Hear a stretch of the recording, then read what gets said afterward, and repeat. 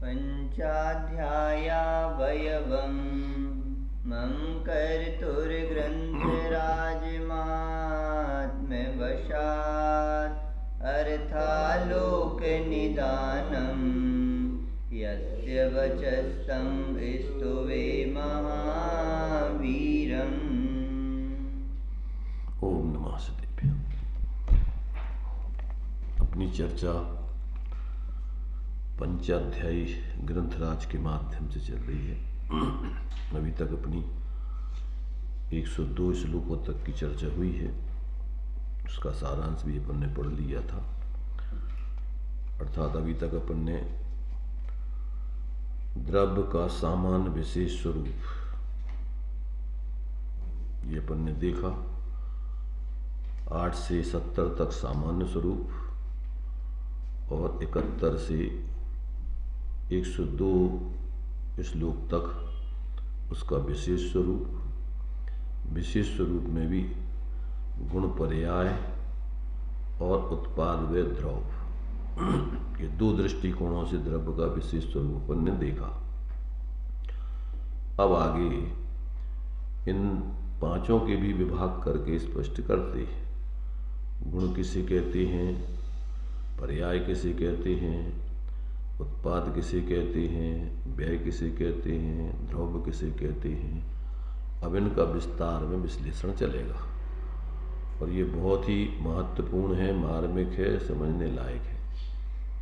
इन सब को समझे बिना आप वस्तु के सर्वांगीण ज्ञान से परिचित नहीं हो पाएंगे। इन सब का आपको जैसा है वैसा यथार्थ बोध होना चाहिए। अब अपने लिए एक बात और हमने एक दिन पहले कही थी कि शब्द, अर्थ और ज्ञान, ये 3 चीजें होती हैं।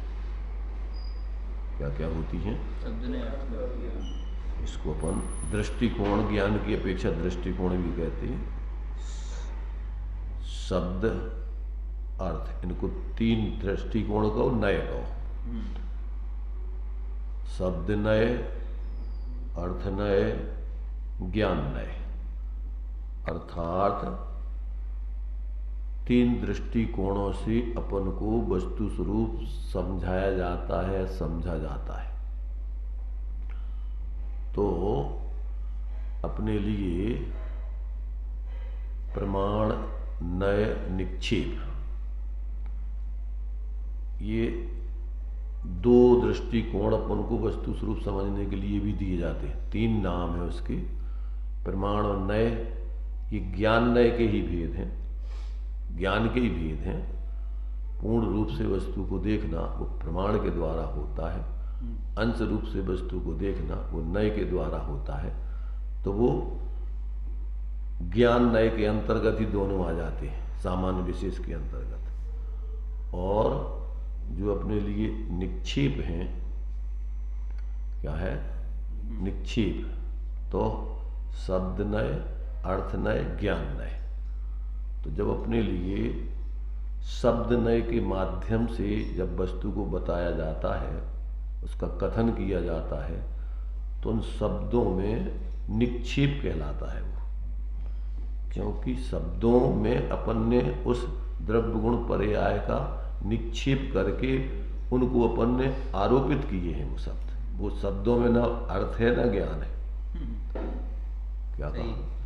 उस पे अपन ने आरोप किया गया है कि जैसे अपन ने दिया जीव, तो उस शब्दों में 2 अपन ने जीव द्रव्य का आरोप किया है, ना कि उन शब्दों में जीव है।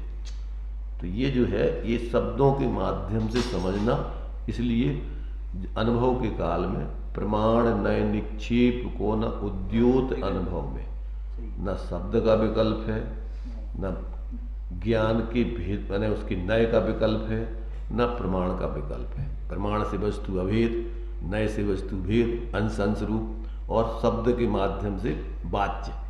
तो ये तीनों प्रकार के उसमें कोई विकल्प नहीं है। जिस समय वस्तु का स्वरूप का अनुभव किया जाएगा तो ना तो अखंड वस्तु का विकल्प है, न खंड वस्तु का विकल्प है, न जिन शब्दों से उस वस्तु को बताया जा रहा है, न उस शब्दों का विकल्प। उस समय निर्विकल्प होकर वस्तु जैसी है वेदन की जा रही।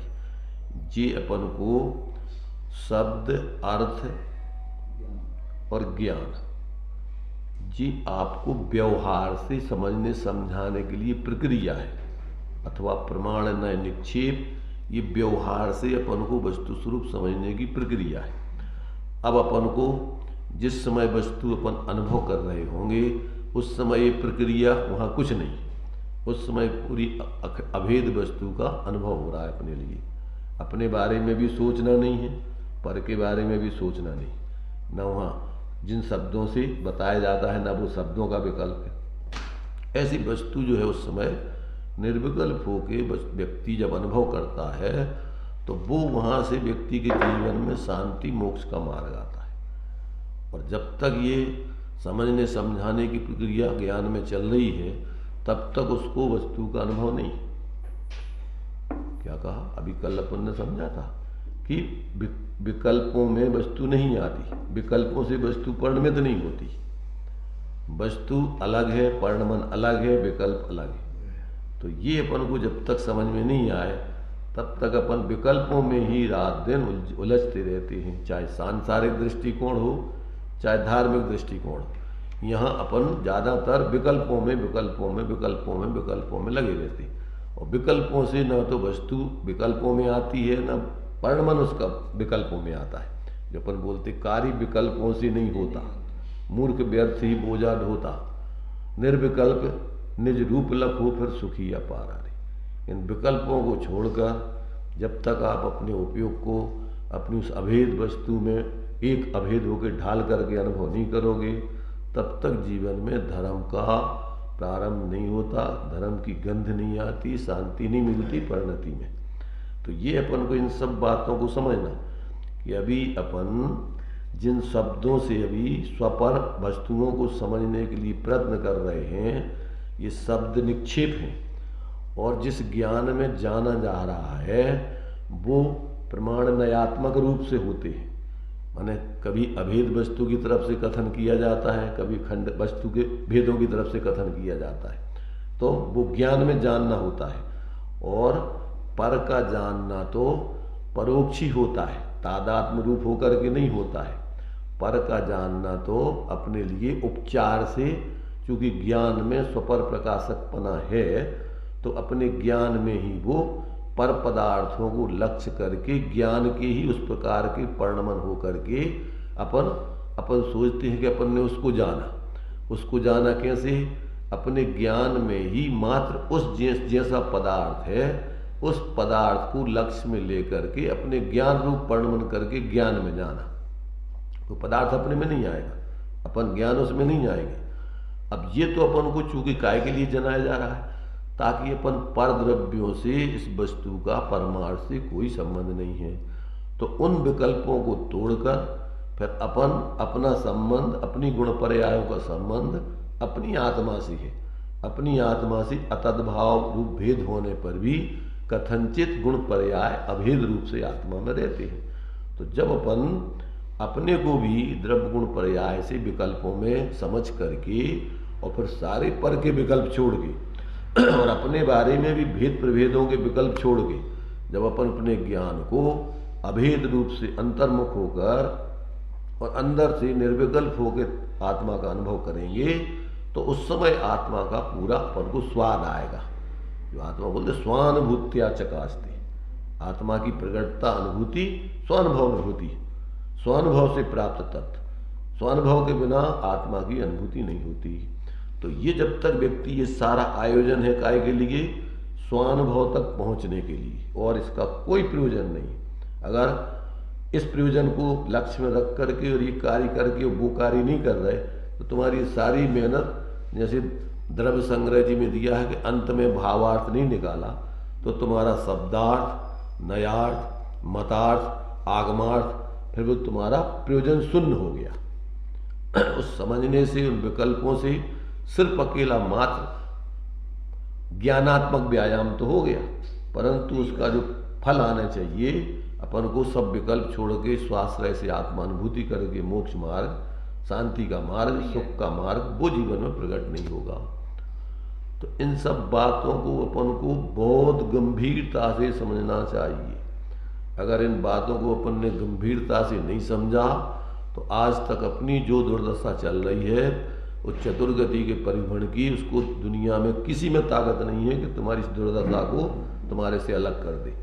उस दुर्दशा का ही परिणाम आज तक भोगा है और आगे भी अगर अपन ये करते रहेंगे, अगर इस प्रयोजन को नहीं साधेंगे तो यही प्रक्रिया आगे भी चल रही है और आगे चलती रहेगी। इसके लिए कोई जिम्मेदार नहीं है। न भगवान तुम्हारा कुछ कर सकते हैं, न शास्त्र कुछ कर सकते हैं, न गुरु कुछ कर सकते हैं, न साधर्मी, न परिवार, न कुटुंब, कोई कुछ नहीं कर सकता। ये प्रत्येक व्यक्ति की सेल्फ जिम्मेदारी है। तुम किसी के अंधे भगत बने रहो, इससे कुछ अंतर नहीं पड़ता धर्म के लिए कि तुम किसको मान रहे हो। क्यों कि उसके मानने से तुम्हें कुछ नहीं मिलना है। उनका मानना तो मात्र इसके लिए हो सकता है कि तुम उनसे सही बात को समझकर, अगर वे सही हैं तो, और अगर गलत को मान रहे हो तो वहां तो वो भी प्रक्रिया भी खत्म है। सही बात। जो सामने वाला आदर्श तुमने बनाया है, देव शास्त्र गुरु सम्यक नहीं है और मिथ्या है, तो वो तुम्हारा आदर्श भी व्यवहार से सिद्ध होने वाला नहीं। और सही को भी मान रहे हो और उन्हीं को मानते रहो, और उनने जो तुम्हारे लिए तुम्हारे स्वरूप आश्रय करने की विधि बताई वो कार्य नहीं करोगे तो उनका मानना भी तुम्हारा सब व्यर्थ है, कोई काम का नहीं। माने जिस प्रयोजन से अपन ने उनको माना था वो तो व्यवहार से कि इनसे हमें सही बात समझ में मिलेगी, और सही बात समझने काय के लिए थी कि हम अपना जीवन सही उसके हिसाब से जी करके सुखी हो सके। और वो अगर तुमने कार्य नहीं किया तो अब तुम कितने भी अनादिकाल से तुमने कितने समूषण में भी गए होगे। आता है कि अनंत बार अपन ने साक्षात भगवान का सानिध्य भी किया होगा। मारीची ने किया पर उल्टा गया तो क्या हुआ उससे कि उससे तुम्हारी दुर्गति हुई। भले ही तुम्हें सानिध्य अच्छा मिला साक्षात, पर उसका तुमने लाभ नहीं लिया, उसके आधार पर नहीं चले, तो उससे तुम्हारा कुछ भी नहीं। और उसका दंभ कर लिया, अकड़ कर ली कि हमारे ये सही है और हम श्रेष्ठ हैं, तो ये तो तुम्हारी दुर्गति का कारण है। दंभ करने के लिए नहीं है वो तो सही बात समझ के जीवन जीने के लिए है। और अगर तुमने किसी व्यक्ति का पक्ष, किसी भगवान का ही पक्ष ले लो, भगवान के पक्ष से तुम्हारा कल्याण नहीं होगा। भगवान ने जो वस्तु स्वरूप जाना है और जैसे वो भगवान बने हैं उस प्रकार की प्रक्रिया तुम अपनाओगे तो तुम सच्चे भक्त कहलाओगे और भगवान को सही मान रहे तो। और अगर ये नहीं है तो तुम्हारे जीवन में कुछ नहीं है, जीरो है, बल्कि और उल्टा है। धर्मांधता में जितना व्यक्ति अकड़ता है, सामान्य व्यक्ति नहीं अकड़ते उतने। इसलिए जितने बड़े बड़े पाप होते हैं, आज धर्मांधता के नाम पर आपस में हजारों लोगों को एक दूसरे को मारने में कोई उनको पाप नहीं दिखता है। क्यों कि हम धर्म की रक्षा कर रहे हैं। और लोगों ने जो मिथ्या धर्मांध लोग हैं सांप्रदायिक, उन्होंने कहा कि अगर अपने हिसाब से कोई नहीं मानता उसको मार देने में कोई पाप नहीं। ऐसी उन्होंने घोषणाएं कर रखी हैं। ये तो चूंकि इस पर्याय में जो कुछ तुम्हें करना है कर लो, आगे तुम्हारी ऐसी दुर्दशा होगी कि तुम्हारे लिए कोई पूछने वाला नहीं और तुम्हारी चलने वाली भी नहीं। तो ये अपन को इस मनुष्य पर्याय का दुरुपयोग न करके, पुण्य का दुरुपयोग न करके, अपने ज्ञान का दुरुपयोग न करके, उसका अपन सब प्रकार से सदुपयोग करके यथार्थ समझकर, विनम्र होकर और अपना जीवन सार्थक करें। इसके लिए अपनी ये सब चर्चा चलती है। तो अब अपने लिए अभी तक अपन ने जो पढ़ा, द्रव्यों का सामान विशेष स्वरूप, उसमें विशेष भी गुण पर्याय के माध्यम से, उत्पाद व्यय द्रव्य के माध्यम से, अब एक एक का भी, उस विशेषों का भी विशेष खुलासा चलता है। तो सबसे पहले गुण का क्या स्वरूप है। अब यहाँ से 103 नंबर के श्लोक से अब गुणत्व यानी यहाँ गुणों के स्वरूप को स्पष्ट किया जा रहा है। तो 103 नंबर का श्लोक, ये 103 से 164 तक ये गुणों के संबंध में ही अनेक प्रकार के दृष्टिकोणों से गुण का स्वरूप बताया जाएगा। चलिए। अथ च गुणत्वं किम हो सुप्ता केनापि जन्मिना सूरिः प्रोचे सुदुहरणं लक्षितमिव लक्षणं गुणानां ही। अर्थ, गुणपना क्या पदार्थ है? यह प्रश्न किसी पुरुष ने आचार्य से पूछा। तब आचार्य उदाहरण सहित गुणों का सुलक्षित लक्षण कहने लगे। अब ये तो प्रश्न उठाया है कि भाई अब हमारे लिए आप बताओ कि गुणपना क्या कहलाता है। अब शिष्य की इस शंका के समाधान के रूप में आचार्य देव ने अब 104 से लेकर 164 तक उसका समाधान किया है, उस गुणपना को बताने के लिए। अब देखिए आगे खुलासा।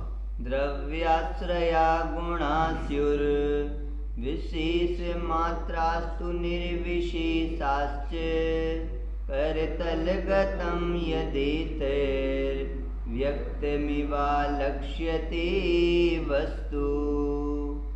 अर्थ, द्रव्य के आश्रय रहने वाले विशेष रहित जो विशेष हैं वे ही गुण कहलाते हैं।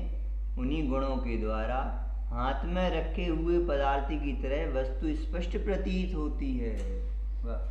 क्या कहा? द्रव्य के आश्रित रहने वाले विशेष रहित। इसके लिए अपन तत्वार सूत्र का एक सूत्र याद रखो। द्रव्याश्रया निर्गुणा गुणा।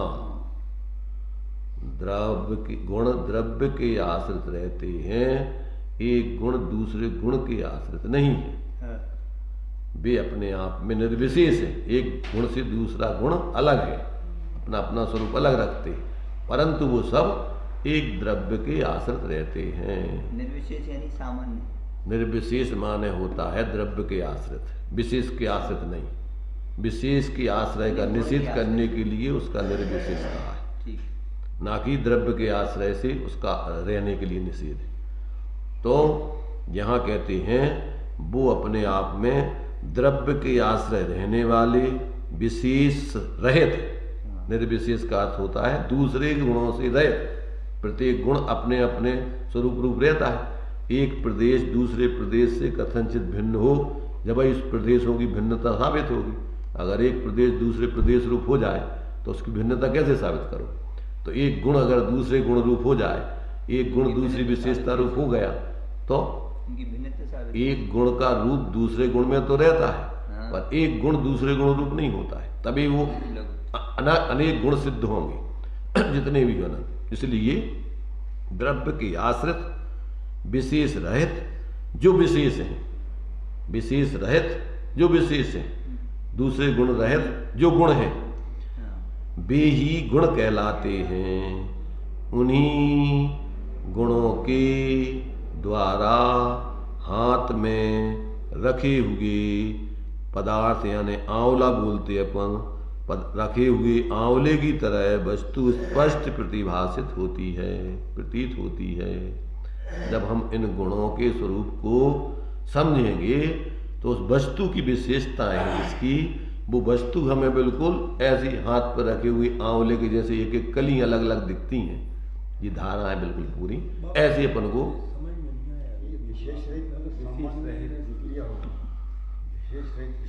अभी तुम क्या है, जब हम परिभाषा बता रहे, इनने प्रश्न पूछा था जब क्या सो रहे अपन, यही पूछा था ना तुम, जब जिस समय इनने प्रश्न पूछा वही प्रश्न तुम पूछने लगे।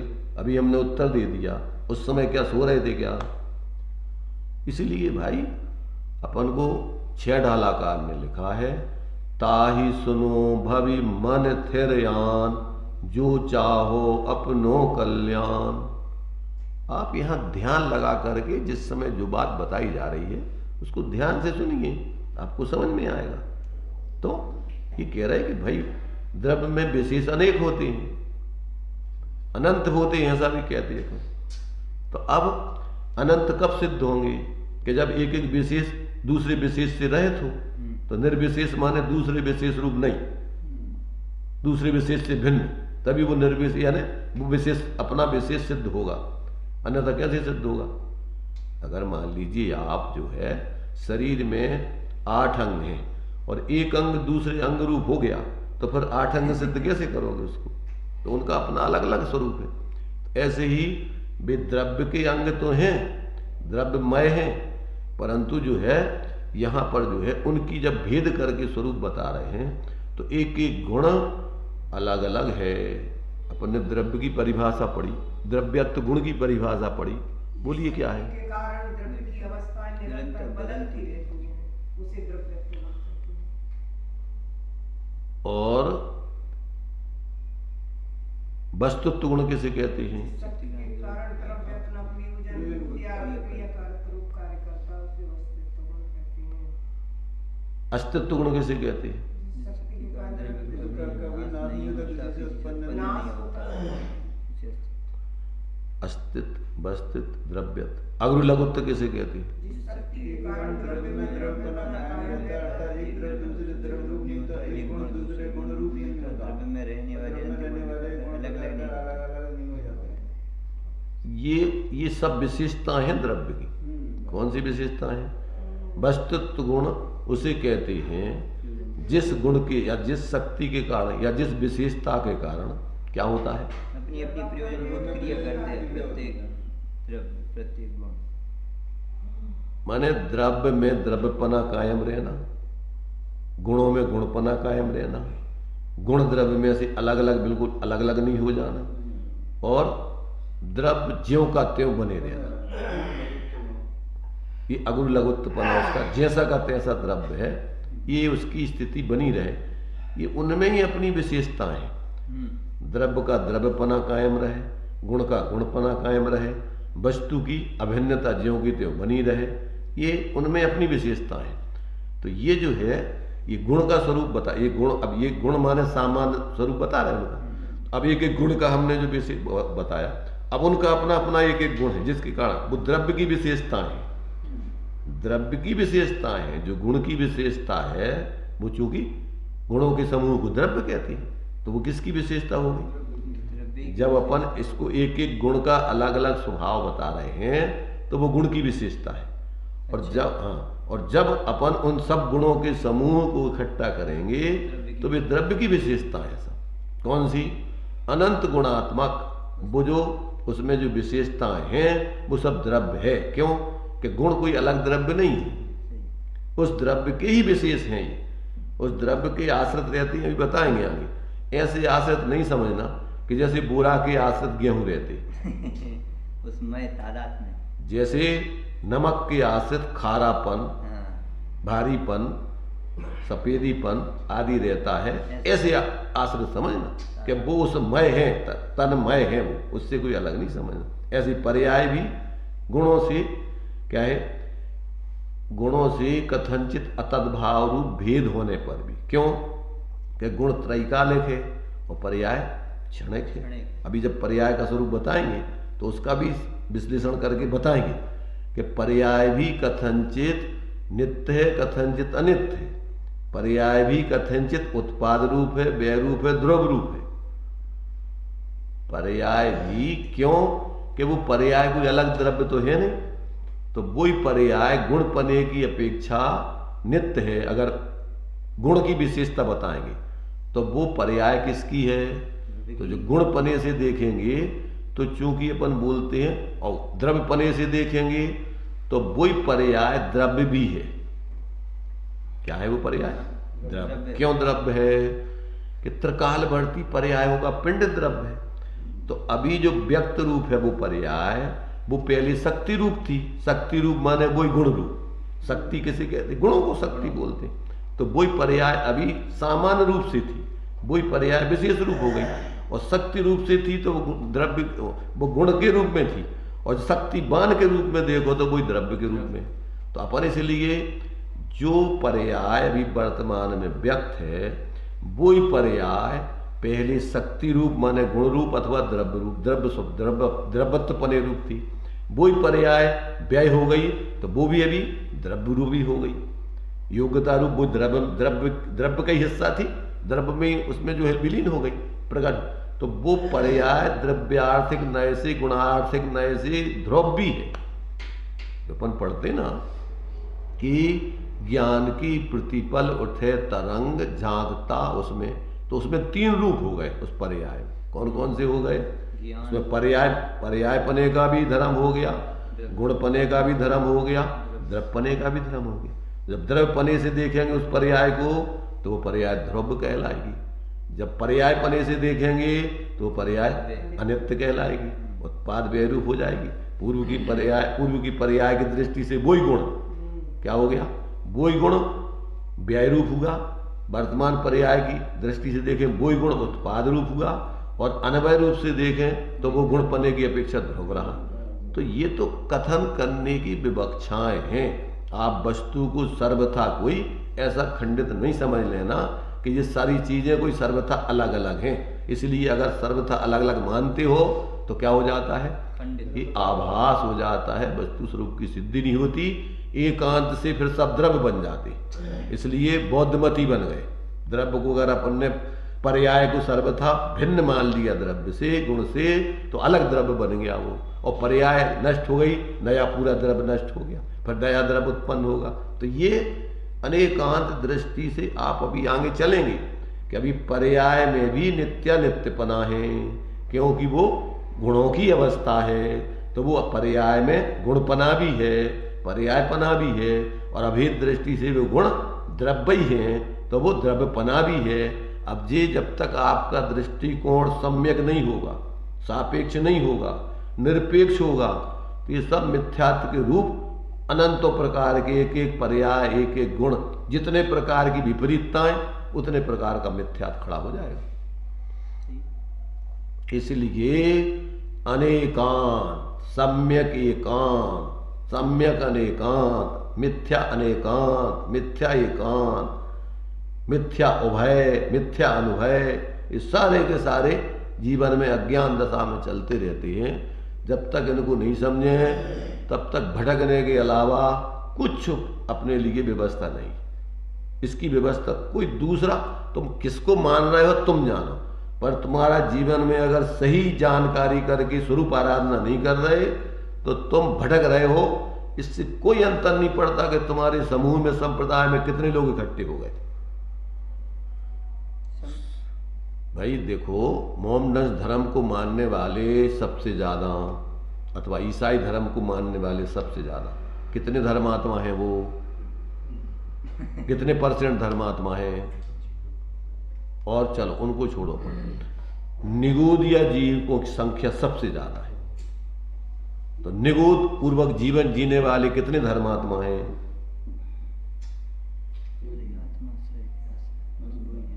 इसलिए एक जाति के भावों से समूह इकट्ठा कर लेने से कोई धर्म नहीं हो जाएगा। धर्म तो जैसा वस्तु का स्वरूप है वैसा समझ के, और अपन अपने अभेद आत्मा की निर्विकल्प होकर आराधना करोगे, वीतराग विज्ञानता की सिद्धि करोगे, इसका नाम एकमात्र धर्म है। 3 लोक और 3 काल में, इसके अलावा कोई धर्म नहीं।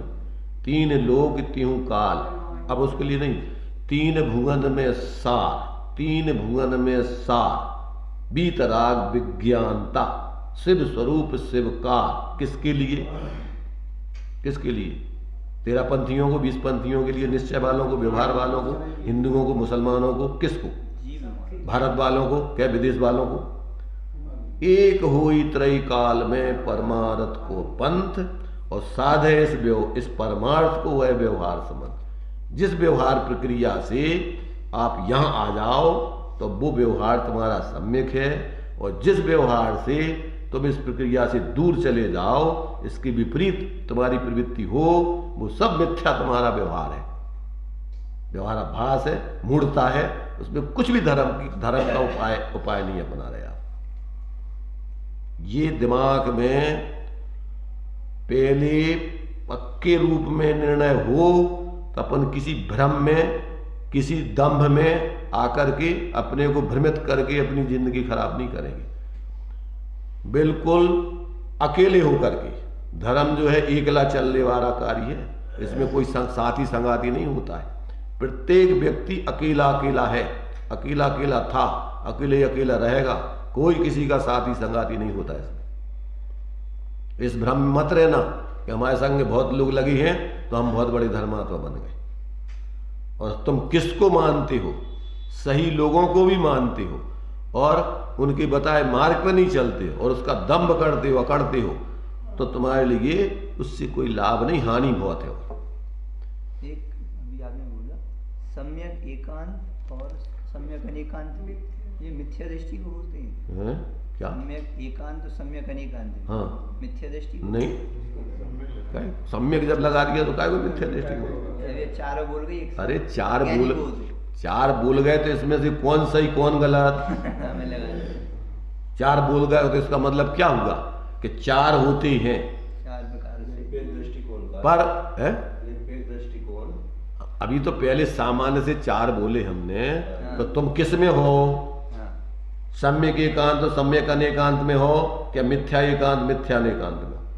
अभी तो मिथ्या एकांत मिथ्या। अभी कभी तुम जानो, अभी तो हम बता रहे कि अगर कोई मिथ्या एकांत और मिथ्या अनेकांत में जी रहा है वो मिथ्या दृष्टि है, सम्यक दृष्टि नहीं है। वो कहे नहीं हम भी तो अनेकांत रूप वस्तु को मानते हैं, पर सबको अलग अलग करता है। वो द्रव्य गुण पर्याय को वस्तु से कथनचित माने अनन्य नहीं मानता, अभेद नहीं मानता, और उनको भिन्न ही भिन्न मानता है। नहीं पर्याय तो द्रव्य से गुणों से सर्वथा अलग है। पर्याय को कथनचित भाई यहाँ तो सारे कथन सापेक्ष नय सम्यक हैं, निरपेक्ष नय मिथ्या हैं। वो अनेकांत भी मिथ्या है जो अभेद वस्तु की सिद्धि ना करावे, भेद भेद भेद प्रभेद में रखे रहे और तुम्हें विकल्प ही का कारण बनता रहे।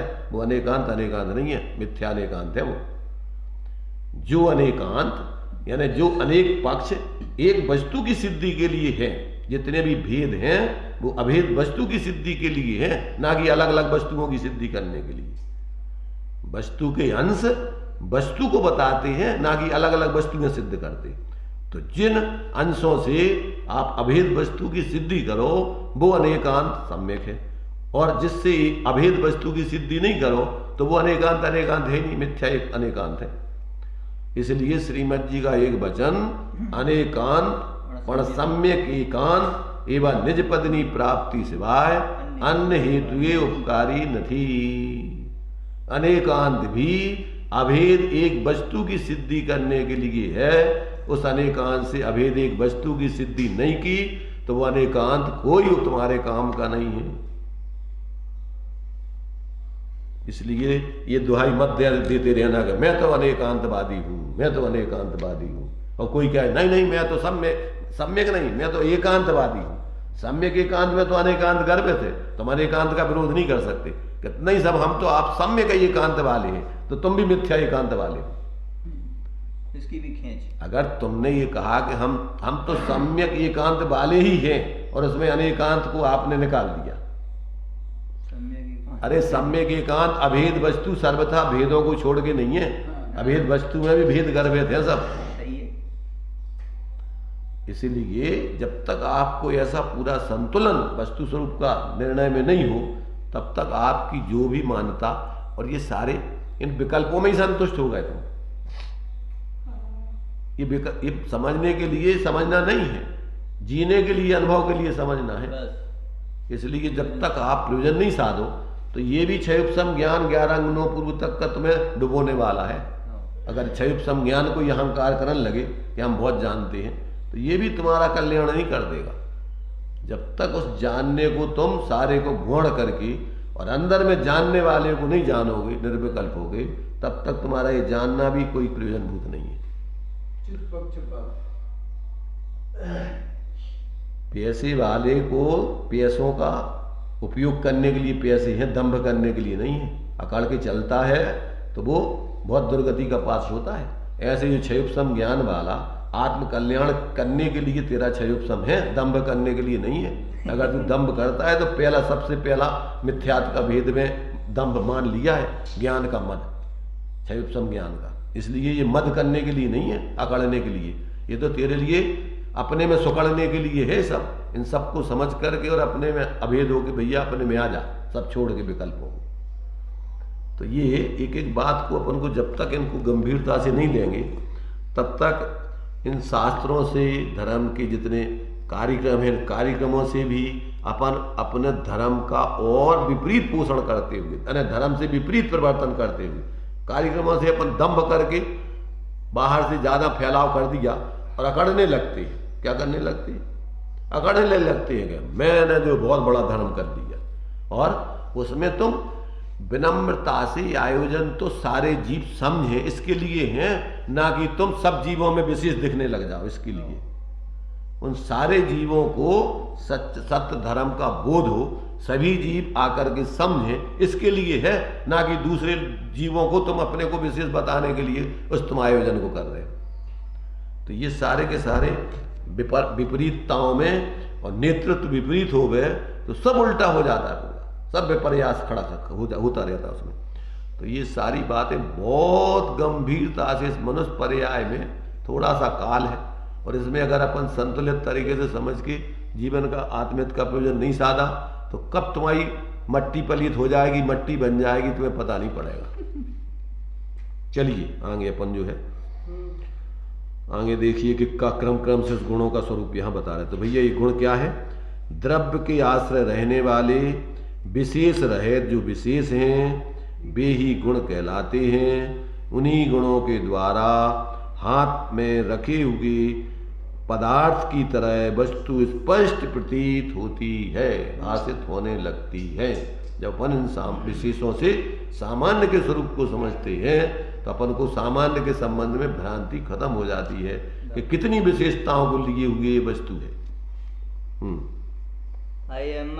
अयमर्थो विदितार्था सम प्रदेशा समं विशेषाये ते ज्ञानेन विभक्ता क्रमता श्रेणी कृता गुणांगीया।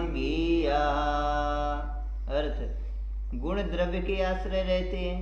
इसका खुलासा यह है, एक गुण के जो प्रदेश हैं वही प्रदेश सभी गुणों के हैं, इसलिए सभी गुणों के समान प्रदेश हैं और वे इकट्ठे रहते हैं। और उन प्रदेशों में रहने वाले गुणों का जब बुद्धिपूर्वक विभाग किया जाता है तब श्रेणीवार क्रम से अनंत गुण प्रतीत होते हैं।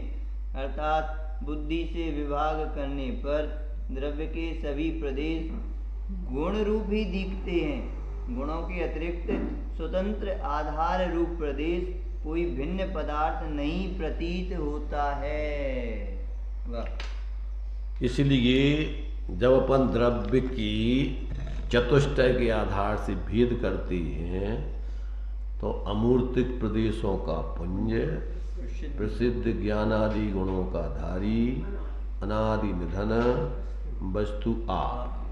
तो जब अपन अपनी वस्तु को इन तीन विशेषों सहित देखते हैं तो क्या हो गया? ये एक एक विशेष अकेली वस्तु नहीं है, अकेले प्रदेशों का पुंज द्रव्य नहीं है, अकेले गुणों का पुंज द्रव्य नहीं है, अकेली पर्यायों का पुंज द्रव्य नहीं। एक साथ प्रदेश गुणमय है, गुण प्रदेशमय है, पर्याय गुण पर्याय प्रदेशमय है। ये सब एक दूसरे से तादात्म्य रूप अभेद द्रव्य की सिद्धि होती है। इसलिए जो अपन वस्तु को देखते हैं, लंबाई, चौड़ाई, मोटाई, इन तीन को लिए हुई होती है। चौड़ाई प्रदेश है, लंबाई पर्याय है अनादि अनंत, और मोटाई अनंत गुण भरे हुए हैं उसमें। तो ये सब ऐसी अखंड वस्तु अपन को एक वस्तु है।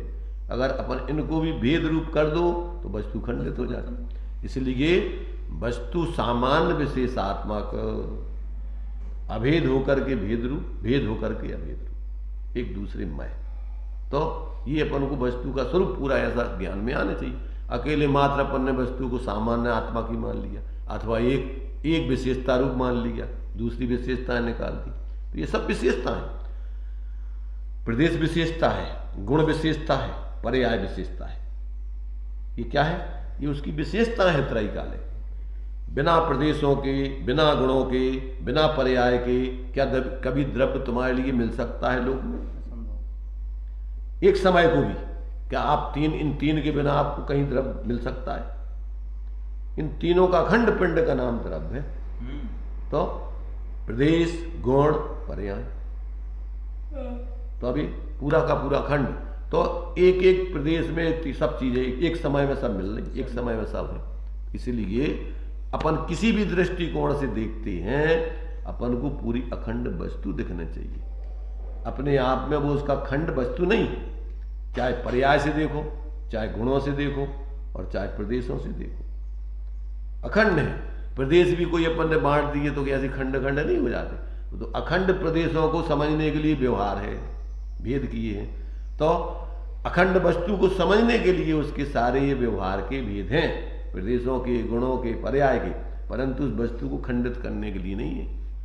वो वस्तु खंडित होती भी नहीं है। तुम्हारे दिमाग में अकेला खंड पड़ जाए भ्रम, पर वस्तु में खंड नहीं पड़ता। वस्तु एक साथ इन तीनों में होती। लंबाई है उसमें अनादि अनंत। एक एक पर्याय, मात्र अकेली वर्तमान पर्याय नहीं, भूत पर्याय नहीं, भविष्य पर्याय नहीं, उन सब में अन्वय रूप से द्रव्य बोई का बोई, बोई का बोई, और वे पर्याय उसी द्रव्य की हैं। पहले अभी वर्तमान की एक व्यक्त रहती है, भूत भविष्य की शक्ति और योग्यता रूप उसी में रहती है, तो वो कोई द्रव्य से अलग नहीं हो जाती, वो द्रव्य का ही हिस्सा है। ऐसा जब तक अपन उस वस्तु को क्या है प्रदेशों से, अब आत्मा है तो असंख्यात प्रदेशी, अब असंख्यात प्रदेशी में भी समस्या क्या है कि लोक प्रमाण भी आत्मा के प्रदेश हैं, और संकोच विस्तार और तुम्हारे से लब्धि निगुद, अपर्याप्त लब्धि निगुद या जीव के शरीर प्रमाण भी आत्मा के प्रति, पर परमार्थ से असंख्यात ही है भी, संख्यात। पर पर्याय में संकोच विस्तार होता है। तो संकोच विस्तार के कारण से वे इतने से संकुचित होकर के उतने में भी हो जाएंगे प्रदेश अखंड, और फैल करके तीन लोक में ही फैल जाएंगे। तो ये अखंड है भी असंख्यात प्रदेश। तो अपन को बाहर से कोई विशेष फैला हुआ शरीर हो, और ये बहुत बड़ा जीव है भैया ये तो, और वो तना सी चीटी है, अरे जो तो सो जीव है, बराबर ही है, बराबर ही है, परंतु अपन को बराबर दिखाते हैं। चीटियों को तो लातों से कुचलत पिछलत चले जाए, और सामने शेर हो गए तो उसके पास भी जाने में अपन को सोचने पड़े। सिद्धों का जो आकार है तो वो मनुष्य देह प्रमाण है अथवा कि लोकाकाश प्रमाण है? किंचित न्यून शरीर को चलो काय खिलाने भी पंडित हैं, दूसरों को समझाते हैं। आप कह रहे हैं ना कि हम क्या कह रहे हैं? लोकाकाश प्रमाण। अरे जब समुद्रघात आदि होते तो वही प्रदेश पूरे लोग में फैल जा रहे थे समय के लिए, बस नहीं सिद्धों का बता रहे हैं। सिद्धों के जब कर्म खत्म हो गए तो मूल शरीर अब कैसा रहेगा? बताओ, तुम बताओ। प्रमाण है कि किंचित न्यून पुरुषाकार। तुम बताओ, हमें क्या पता, तुम तो पंडित हो, दूसरों को उपदेश दिया तुम। नहीं द्रव्य संग्रह में लगे ना लोकाकाश प्रमाण हो जाता सिद्धों का। पता नहीं कहाँ लिखो इनने, कहाँ पढ़ लो इनने लोग में। ठीक है, हम ये स्वभाव तो कि सिद्धों का आकार लोक प्रमाण हो जाता है। सिद्ध बन गए तो कर्म खत्म हो गया, खत्म हो गया। अभी तुम क्या है ग्रंथ पढ़ो नहीं जाना तो ठीक है, समझ रहे। 5 भेद बताए ग्रंथ पढ़वे की। शास्त्र पढ़वे को 5 तरीके से पढ़ने चाहिए: शब्दार्थ, नयार्थ, मतार्थ, आगमार्थ और भावार्थ। तो अपने लिए कौन से नए से कहा है? निश्चय नए से आत्मा के प्रदेश असंख्यात लोक प्रमाण हैं, व्यवहार से अणुगुरु देह प्रमाणों, और जिस शरीर से, जिस आकार वाले शरीर से आत्मा मुक्त होती है तो सिद्धालय में उससे किंचित न्यून उतनी ही रहती है। उनका तो निश्चय का क्या मतलब है? निश्चय क्या मतलब हो गया? अभी बताया नहीं क्या कि जब केवली समुद्घात करते हैं तो अखंड आत्मा पूरे तीनों लोकों में व्याप जाती है, दंड, कपाट, प्रतर, लोक पूरण। तो ये उस समय जब इतना हुआ है तब जाना कि आत्मा में इतने प्रदेश होते हैं, उसकी सिद्धि। न तो तुम कैसे करोगे कि भैया संख्यात प्रदेश होते हैं लोक प्रमाण, हम कैसे माने? कमु बताओ तुम, कमु भाव है आत्मा, क्या भाव है कि जब समुद्घात होता है तो 3 लोक प्रमाण आत्मा फैल जाते प्रदेश अखंड। सब जीवों को होता है? जरूरी नहीं है, एक जीव होगा मतलब सब में अपन को प्रमाण मिल गया कि सब जीवों में ऐसा होता है। जिन जीवों में समुद्घात होता है उनके होते हैं, पर अधिकांशतः जीव समुद्घात करके ही मोक्ष जाते हैं। क्यों? कि 4 अघातिया कर्म और आयु कर्म, इनका कभी काकताली न्याय से एक जैसी स्थिति हो जाए, ये तो काकताली न्याय से कभी कदाचित होता है। अधिकांशतः तो इनमें असमानता ही रहती है, इसलिए वो अधिकांशता तो जो पहले केवली समुद्घात करेंगे, इसके बाद उनका मोक्ष होगा। उन 3 कर्मों की स्थिति को आयु प्रमाण करके और फिर इसके बाद में मोक्ष होता है। ऐसा उसको जानना चाहिए। चलिए आगे पढ़िए। चौथा ये दृष्टांत हो गया ना पूरा? पहला है। ये हो गया? नहीं इसका वो अर्थ समझ में आए? समझना है। गुण द्रव्य के, ये तो पढ़ा था, गुण द्रव्य के आश्रय रहते हैं। इसका खुलासा यह है कि एक गुण के जो प्रदेश हैं वही प्रदेश सभी गुणों के हैं। क्यों? गुण की परिभाषा क्या पढ़ी अपन ने? जो द्रव्य के संपूर्ण भागों में और संपूर्ण अवस्थाओं में रहते हैं उन्हें गुण कहते हैं। तो ये माने ये एक एक गुण पूरे प्रदेशों में व्याप्त करके रहते हैं। वही प्रदेश सभी गुणों के हैं, इसलिए सभी गुणों के समान प्रदेश हैं और वे इकट्ठे रहते हैं। ऐसे इकट्ठे नहीं, गेहूं भर रहे बोरा में ऐसे इकट्ठे, एक दूसरे रूप उनका माने द्रव्य, अखंड द्रव्यात्मक, अखंड अभेद रूप से, तादात्म्य रूप से, अतद्भाव रूप भेद होने पर भी वे एक दूसरे मय रहते हैं। गुण, एक गुण का रूप अनंत गुणों में रहता है, अनंत गुणों का रूप एक एक गुणों में रहता है, पर लक्षण से उनकी अतद्भाव रूप भिन्नता ही बनी रहती है, उसमें एक रूपता सर्वथा नहीं हो जाती। कथनचित अभेद होने पर भी द्रव अपेक्षा से उनको एक नहीं करोगे तो वे सब द्रव अलग, एक अलग अलग द्रव बन जाएंगे। तो द्रव पने की अपेक्षा वो सब गुण अभेद है, एक ही द्रव है। और जब उनकी अपेक्षा विशेषताओं की अपेक्षा विचार करते हैं अलग अलग, तो वे गुण अतद भाव रूप अन्यता अन्यता को लिए हुए, तभी वे अनंत गुणों की सिद्धि होती है। एक भाव माने एक गुण का भाव दूसरे भाव रूप नहीं हो जाता सर्वथा। भाव माने उनका स्वरूप, एक गुण का भाव, ज्ञान का ज्ञानपना, दर्शन का दर्शनपना, श्रद्धा का श्रद्धापना, चारित्र का चारित्रपना, चारित्र चारित्र रहेगा, श्रद्धा श्रद्धा रहेगी, ज्ञान ज्ञान रहेगा, दर्शन दर्शन रहेगा, अस्तित्व अस्तित्व रहेगा, वस्तित्व वस्तित्व रहेगा।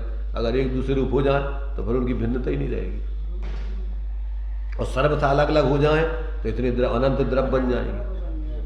इसलिए वे कथनचित अभेद, एक दूसरे मय, और कथनचित अलग अलग, वे दोनों चीजें उसमें पाई जाती है ऐसी।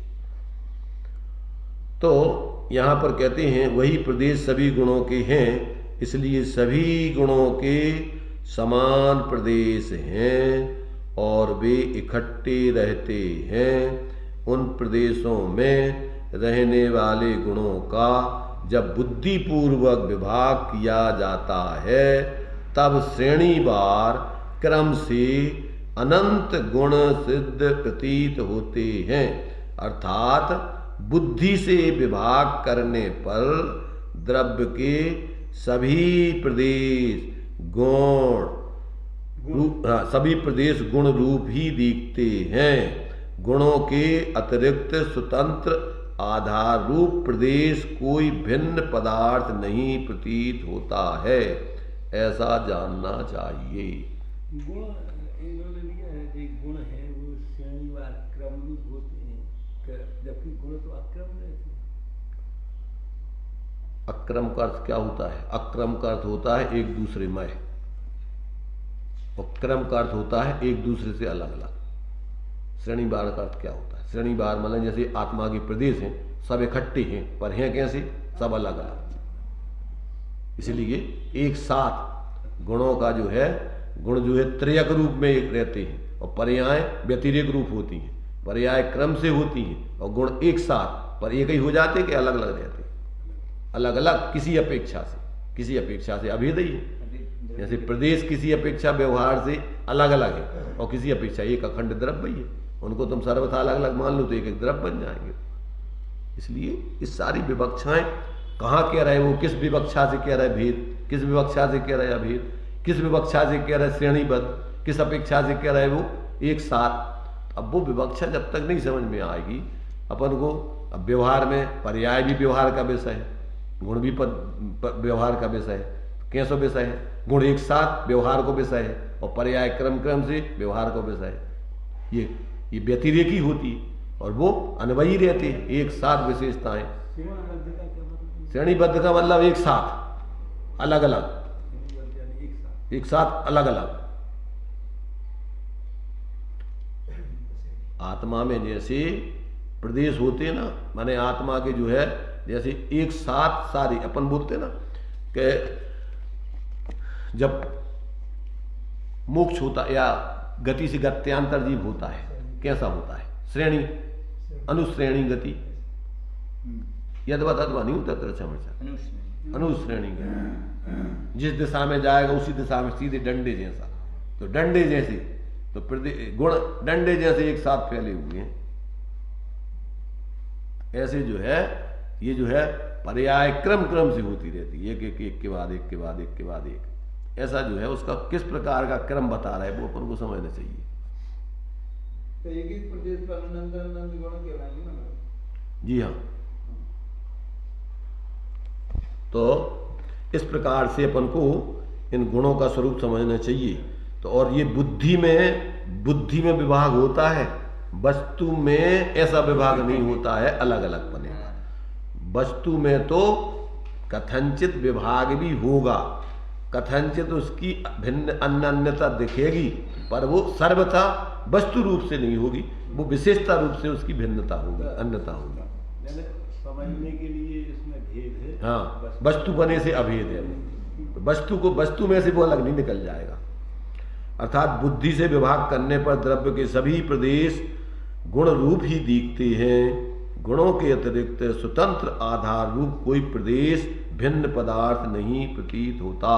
कि एक एक प्रदेश को तुम अलग अलग द्रव्य मान लो, ऐसा कोई प्रदेश द्रव्य में नहीं पाया जाता। अखंड प्रदेश, भले ही व्यवहार से प्रदेश अलग अलग किए अपन ने, ऐसे गुण भले ही अपन ने विशेषताओं के रूप में अलग अलग जाने, परंतु द्रव्य पने से वो एक ही है, अखंड ही है, वो कोई अलग अलग द्रव्य नहीं बन जाते।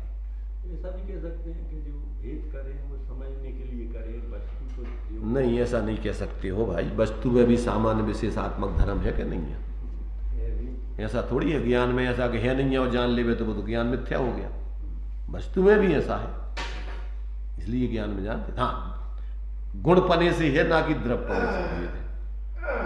भेद जो है गुण पने भेद और भेद, तो भेद अभेद है वस्तु, तो द्रव्य पने से अभेद, गुण पर्यायों से भेद। तो जिस अपेक्षा से भेद है तो है, वो नहीं है तो ज्ञान में देखेंगे तो वो ज्ञान क्या कहलाएगा? सम्यक के मिथ्या। वस्तु भी ऐसी है, ऐसा नहीं है कि वस्तु में है नहीं। हम तो कह रहे हैं व्यवहार से, ये तुम्हारा मिथ्या वचन है, सम्यक वचन नहीं है। व्यवहार से व्यवहार 100% सही है कि झूठो है? अपन तो कहते व्यवहार झूठा है। अपेक्षा कहाँ लगा दो? नहीं तो व्यवहार तो झूठा ही है, झूठा ही है वो, तो व्यवहार तो झूठा ही है। अरे वो भाई द्रव्य की खंडित करने के लिए निषेध है, ना कि द्रव्य में होने वाली विशेषताओं का निषेध के लिए। और संयोग रूप में असंयोगी वस्तु में संयोग प्रवेश नहीं करता, इसके लिए असद्भुत व्यवहार का निषेध है। परंतु संयोग रूप में कर्मों का एक क्षेत्रावगाही संबंध रूप में निषेध है क्या उसका? टोडामणि तो ये किया व्यवहाराभासी में कि प्रत्यक्ष तू कर्मों के साथ, रागादिक के साथ, शरीर के साथ दिख रहा है और तू कह रहा हमारा तो इन तीनों से कोई संबंध नहीं है। मैं तो बिल्कुल सिद्धों के समान, बिल्कुल द्रव्य कर्म, भाव कर्म, लो कर्म से रहित हूं। तेरी बुद्धि खराब हो गई, पर्याय में मान रहा है। तूने आचार्यों के स्वरूप माने कथन को, उस विवक्षाओं को, प्रयोजन को नहीं समझा। तूने अपने मनमाने तरीके से सर्वथा भिन्न कर दिया सिद्धों के समान। सिद्धों के समान स्वभाव दृष्टि से, वस्तु स्वरूप की दृष्टि से है, परंतु निमित्त नैमित्तिक संबंध की दृष्टि से आज तेरी क्या दशा हो रही? झूठी है कि सही है? सही है। तो अकेला वस्तु स्वरूप मानना हमको तो, अरे भाई निमित्त ने तीर्थ तत्व दोनों को मानना कि अकेले एक को मानना? अगर तीर्थ को छोड़ देगा तो सारा संसार, कर्मों का संबंध, ये सब कैसे सिद्ध करेगा फिर? इसलिए जिन मत का प्रवर्तन करना चाहते हो, खुद का कल्याण करना चाहते हो, तो तत्व और तीर्थ, वस्तु स्वतंत्रता और निमित्त नैमित्तिक संबंध, इन दोनों को मानो, तभी कल्याण होगा। एकांत से अगर तुमने मान लिया वस्तु स्वतंत्रता और निमित्त नैमित्तिक संबंध है ही नहीं, निमित्त कुछ करता, अरे भाई कर्ता कर्म पने से संबंध नहीं है, पर निमित्त नैमित्तिक पने से संबंध उनका है कि नहीं है? क्यों नहीं? जिस विवक्षा से जो कथन कर रहे हैं उसको तो नहीं समझेगा, और अपनी डेढ़ अकल लगा करके वो तुम्हें अपने मिथ्यात्व का पोषण करने के लिए उसका पक्ष लेता रहेगा। इसलिए भाई ज्यादा बुद्धि, आचार्यों से ज्यादा अकल लगाना तेरे लिए आत्मघातक है। इसलिए ज्यादा अकल लगाने का प्रयत्न नहीं करना, जितनी जरूरत है उतनी लगाना। सिद्धों से बड़ा है तू, और सिद्ध तोरे तुझसे छोटे काय में हो गए? अब हैं काय में सिद्ध तुझसे छोटे हो गए? उनके पास नहीं है पर्याय का, उनके पास नहीं है द्रव्य स्वभाव, तेरे ही पास है कि द्रव्य स्वभाव। ये अजीर्ण है, अजीर्ण ज्ञान का। अजीर्ण है। इसलिए ये वचन तुम्हारे जो है तुम्हारी मूर्खता को सिद्ध कर रहा है, तुम्हारी समझदारी को सिद्ध नहीं कर रहा है। इस प्रकार का बोलना अपने पिताजी को, जो हमारे बाप यहाँ है, ये तुम्हारी दुष्टता को, तुम्हारी दुर्भावना को प्रसिद्ध कर रहे, तुम्हारी विनम्रता को प्रसिद्ध नहीं कर रहे कि हम उनके बाप बन गए। जिन सिद्धों से तुमने आदर्श लेकर के जिनसे सीखा और उनके बाप बन गए तुम। इसलिए इस प्रकार के वचन बोलना ये अपने लिए आगम में शोभा नहीं देते हैं, और सामान्य लोगों में इस प्रकार का कथन करना ये योग्य नहीं है। अपने लिए विनम्रता से, विनय पूर्वक जो वस्तु का स्वरूप अपने लिए आचार्यों ने जिस तरीके से समझाया है उस तरीके से समझो और समझ करके कल्याण करो। शब्दों का प्रयोग भी कितना संभल कर। तो ये जो है एक एक बात अपन को बहुत ही गंभीरता से समझ करके अपनी बुद्धि को व्यवस्थित करके विनम्रता पूर्वक अपन जिए, और यथायोग व्यवहार में भी एक दूसरे के संग व्यवहार करें। एक अकड़ करके एक दूसरे के को नीचा दिखाने का प्रयत्न नहीं करें, अपने को बड़ा दिखाने का प्रयत्न नहीं करें। सही बात। चलिए यहीं अपन विराम देंगे आज तो।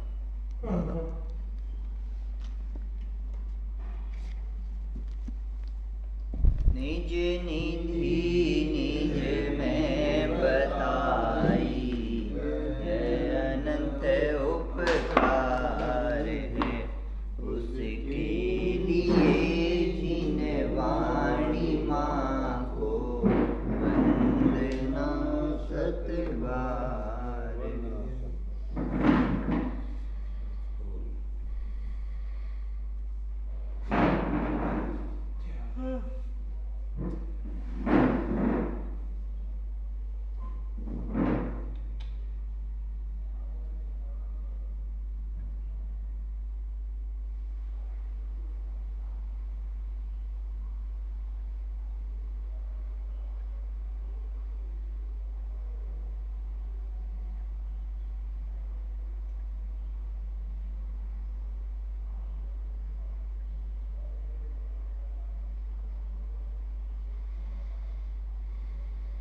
द्वादशांगमयी जिनवाणी माता की जय हो, महान जैन धर्म की जय हो।